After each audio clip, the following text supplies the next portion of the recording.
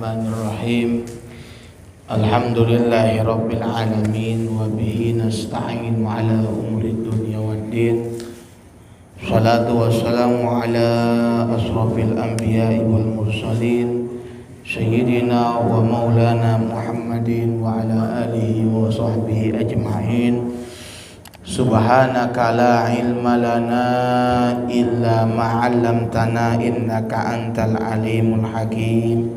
Rabbi shrah li sadri wa yassir li amri wahlul 'uqdatam min lisani yafqahu qawli. Allahumma arzuqna fahman nabiyyin wa hifdzal mursalin wa ilhamal malaikatil muqarrabin walhamdulillahi rabbil alamin. Hadirin jamaah rahimakumullah. Alhamdulillah kita kembali sampai kepada malam Jumat yang mudah-mudahan syahidul ayyam ini Allah berikan keberkahan, Allah turunkan keberkahan warga dan masyarakat dan juga kaum muslimin wal muslimat. Pada pembahasan malam ini adalah yaitu kitab Sabinatun Nadah karangan Asy-Syaikh Al-Imam Salim bin Sumer Al-Hadrami, juga disarahkan oleh Al-Imam Nawawi Al-Jawi Al-Bantani rahimahullahu ta'ala, annallaha yu'li darajatihim fil jannah wa ayyuid alaina min barakatihim wa ulumihim wa anwarihim wa asrarihim fid dini wa dunya wal akhirah. Al-Fatihah. A'udzu billahi minasyaitonir rajim. Bismillahirrahmanirrahim. Alhamdulillahirabbil alamin.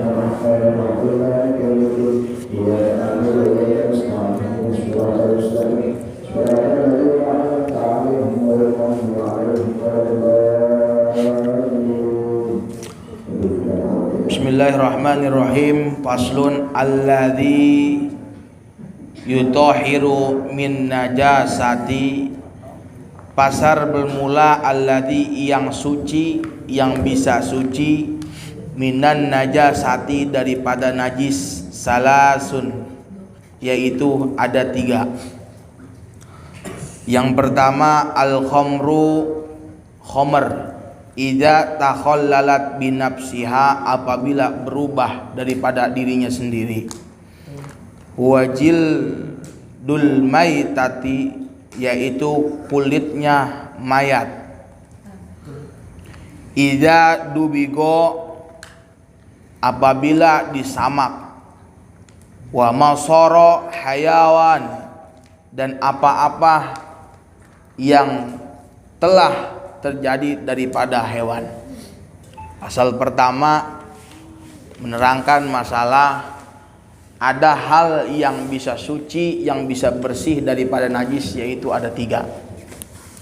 Yang pertama adalah khamr, minuman-minuman keras atau yang memabukkan. Idza takhallalat, apabila berubah binafsiha, dengan sendirinya. Maksudnya bagaimana khamr? Apakah bisa berubah dengan sendirinya? Ditafsirkan, dijelaskan lagi, berubah sendirinya menjadi cuka. Berarti kalau menurut daripada sejarah, khamr beda dengan khamr zaman dahulu dan khamr zaman sekarang. Kalau zaman dahulu mungkin terbuat dari bahan-bahan yang mungkin masih alami tapi memabukkan. Tapi kalau sekarang, nauzubillah min dzalik, banyak terbuat dari bahan-bahan kimia dan bahan-bahan yang terlarang. Jadi khamr tersebut yang zaman dulu, tapinya bukan yang sekarang. Kalau yang sekarang nggak bakal berubah jadi cuka. Kalau yang sekarang mah nggak mungkin. Yang zaman dulu bisa jadi suci khamr tersebut apabila berubah menjadi sebuah cuka, asam cukanya tersebut. Tuh, yang pertama. Yang kedua, wajildul maitati, yaitu kulitnya bangkai, kulitnya mayat ataupun kulitnya hewan-hewan. Kulit hewan bisa berubah menjadi suci yang tadinya statusnya najis karena tertempel darah ataupun nanah dan lain sebagainya, dengan alasan idza dubigo, apabila disamak, dijemur. Contohnya kayak kulit beduk. Berarti kulit beduk udah suci.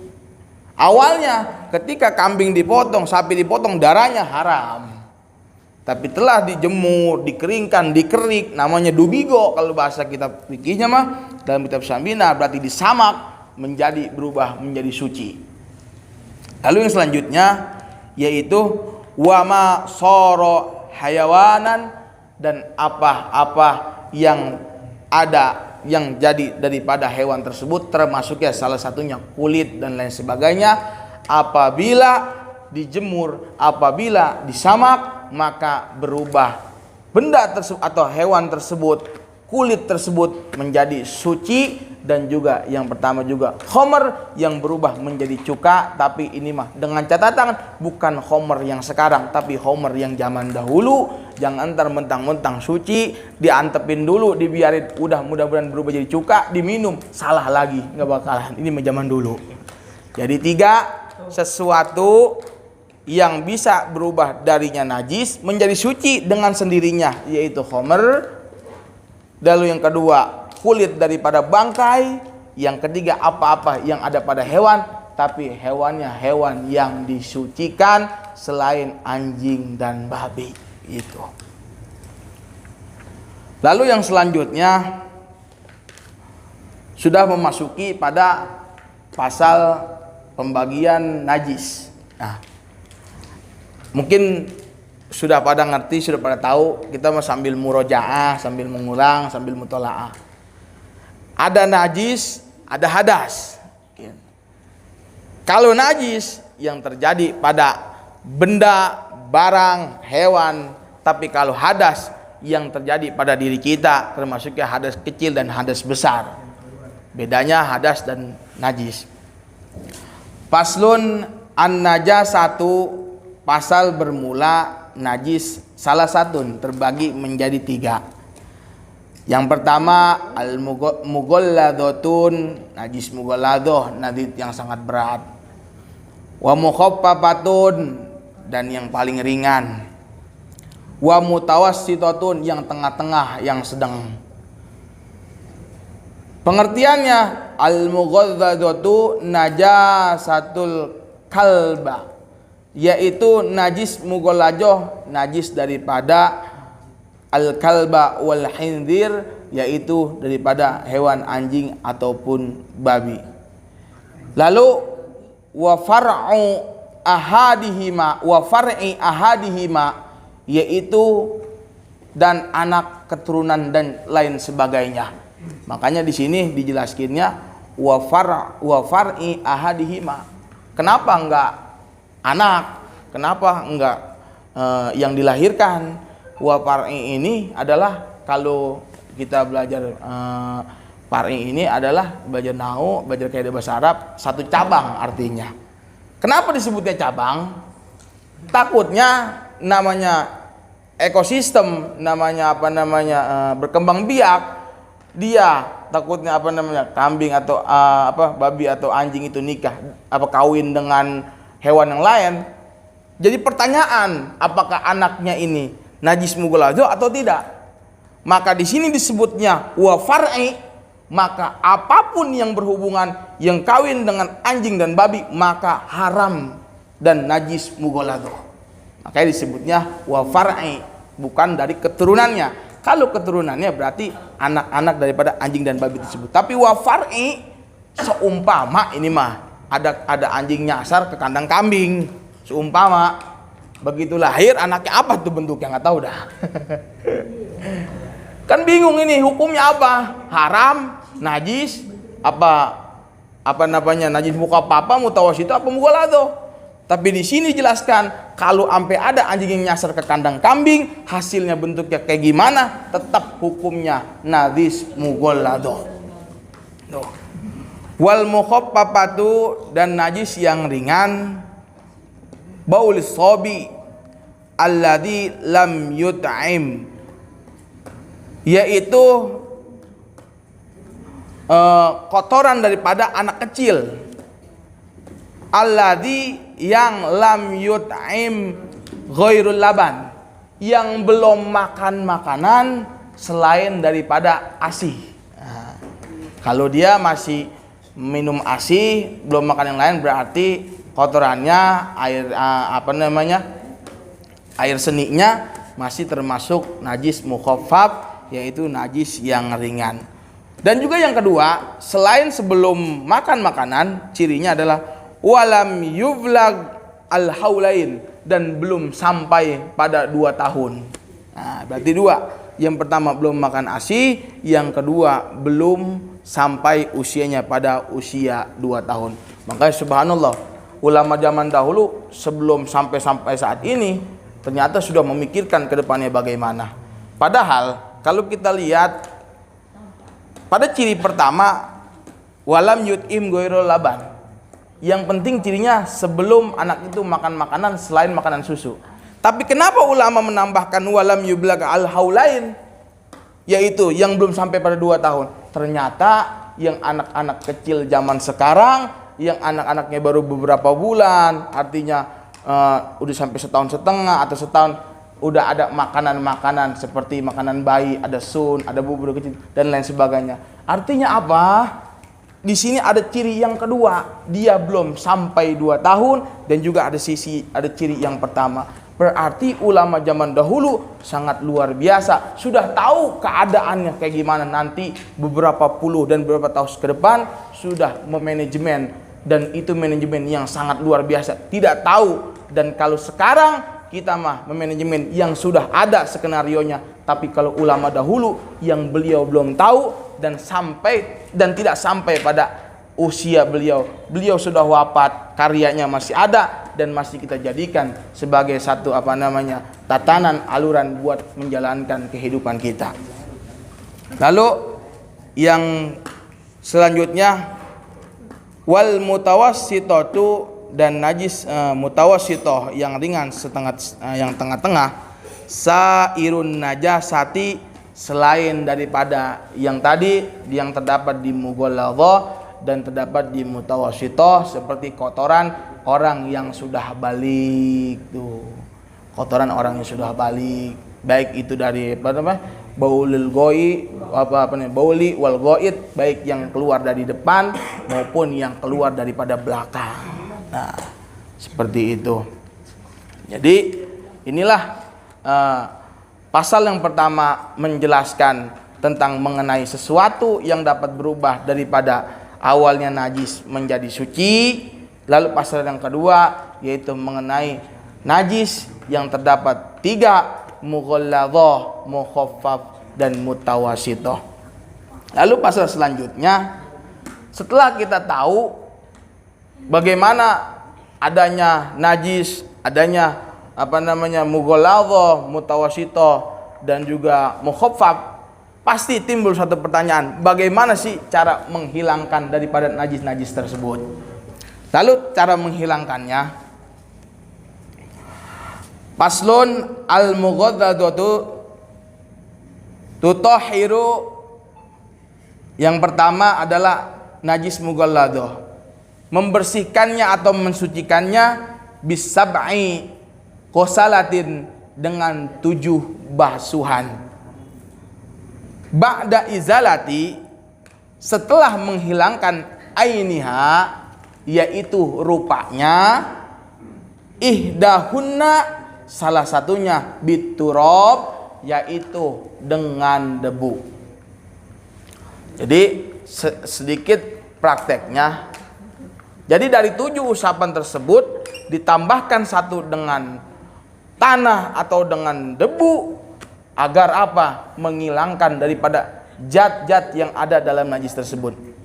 Saya teringat waktu saya masih usia SD lah, ngaji bersama guru saya tentang membahas tentang fikih. Beliau mempunyai temannya ini dokter hewan. Prakteknya ngebelah babi, prakteknya. Setelah dia ngebelah, memang orang ini orangnya non muslim, orang non muslim, dia nggak tahu tata cara menghilangkan najis, membersihkan cara kayak gimana. Dia cuci tuh habis tangan bekas ngebedahnya pakai deterjen, nggak hilang baunya. Dia beli lagi deterjen yang benar-benar menghilangkan daripada bau, lebih-lebih daripada bau, tetap nggak hilang tuh bau bekas daripada hewan yang dia bedah tersebut. Semua deterjen yang kayak gimana, deterjen yang paling mahal, dia beli, dia cari, itu tidak hilang-hilang baunya.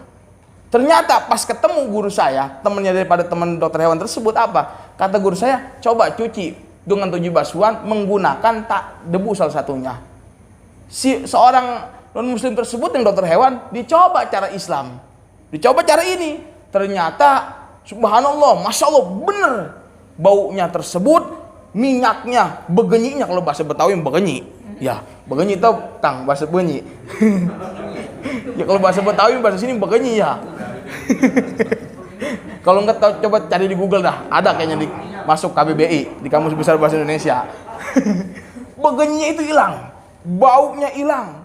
Sangat luar biasa. Berarti ulama-ulama zaman dahulu dari zaman Nabi sudah mensyaratkan ini, padahal dulu belum ada yang namanya praktek untuk membedah hewan. Belum ada. Ya dulu mah nggak ada, boro-boro dokter hewan, dokter manusia aja. Tabib belum sebutnya, masih pakai apa namanya, belum secanggih saat ini. Itu yang luar biasa. Satu kisah dokter hewan yang seorang muslim, dia tahu ini. Cuma wallahu alam sampai saat ini apa dia udah menjadi mualaf atau belum. Cuma disitulah Allah memberikan kebesaran daripada Islam kepada orang yang mungkin belum masuk Islam. Mudah-mudahan beliau dapat petunjuk dan dapat hidayah Allah Subhanahu wa taala. Lalu yang selanjutnya wal mukhaffafatu, dan menghilangkan najis mukhaffaf, tatahhiru, yaitu cara mensucikannya, birosyil ma'i, dengan mengusapkan air, alaiha, atasnya najis mukhaffaf tersebut, yaitu ma'al ghalbati wa izalati ainiha, yaitu mengusap dan juga membersihkan najis yang dohirnya saja. Berarti ini mah menghilangkan daripada najis anak yang usianya belum sampai 2 tahun dan juga belum makan apa-apa kecuali daripada makan ASI gitu. Lalu yang selanjutnya wal mutawassitatu, adapun najis mutawassithah, tanqasamu ala kismaini, dibagi menjadi 2 bagian. Ada najis mutawassithah ainayah, yaitu rupanya, wa hukmiyati, yaitu hukumnya. Al ainayatu, adapun najis ainayah, allati laha, yang ada pada najis ainayah tersebut, aina warihi wa ta'mi, yaitu ainu warihu wa ta'mu, adanya rupa, adanya baunya, adanya juga rasanya. Jadi kita jangan terlena dengan suatu atau kayak baju begini kelihatan bersih, tapi kita nggak tahu nih bersihnya ini apakah ada baunya, apakah ada rasanya. Jadi ketika ada satu najis mutawassithah yang nempel di baju kita, jadi jangan dibersihkan segitu saja, dihilangkan airnya, tapi harus dibasuh juga dengan air, dibersihkan secara hukmiyahnya, secara hukumnya, maka barulah benda tersebut yang nempel di diri kita menjadi suci, yang menyucikan, yang bisa digunakan untuk sholat dan lain sebagainya. Maka selanjutnya fala budda, maka harus min izalati, daripada menghilangkan, launuha, bentuknya, rupanya, warihuha, yaitu rasanya, wa ta'muha, dan juga daripada baunya tersebut.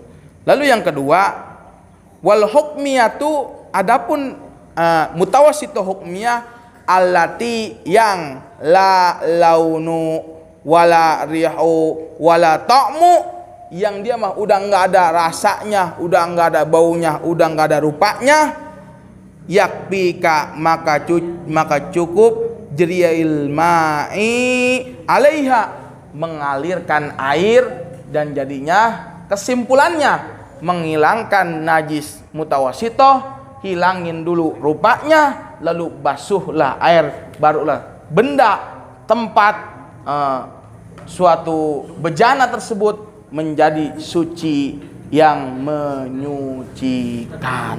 Jadi itu 3 pasal. Pasal pertama adalah suatu benda, suatu hewan ataupun benda yang dari awalnya najis menjadi suci. Lalu pasal kedua ada najis mughalladhah, mukhaffaf, mutawassithah. Lalu yang ketiga adalah cara-cara mensucikannya. Mungkin itu yang bisa saya sampaikan. Apabila ada kurang paham atau kurang jelas mengenai pasal ini, sama-sama ditanyakan dan kita insya Allah saya jawab sesuai apa yang ada dalam kitab dan panduan buku ini. Silakan.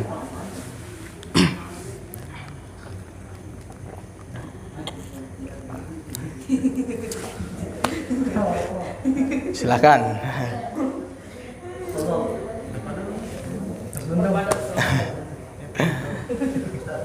Ya.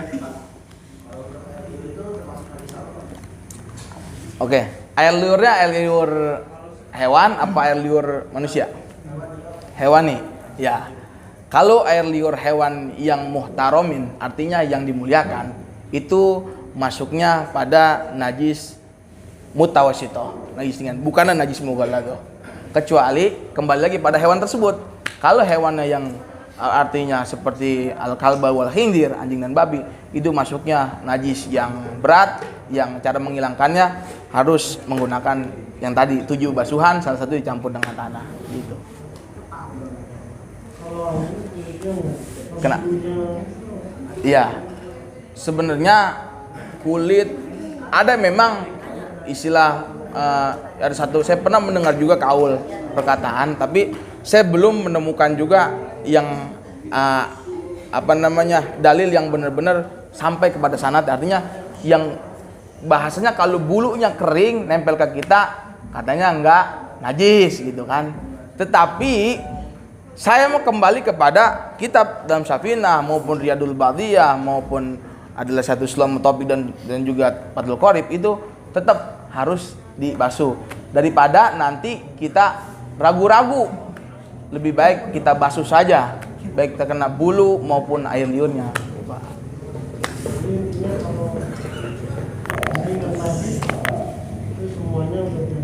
Iya, semuanya. Jadi semua yang kita terkena harus kita basuh daripada nanti kita tidak tahu, daripada ragu-ragu, mendingan lebih baik kita basuh. Karena cara pembersihannya cukup mudah, menyampurkan air 7 basuhan menggunakan 1 basuhan tersebut dicampur dengan tanah. Gitu, Pak.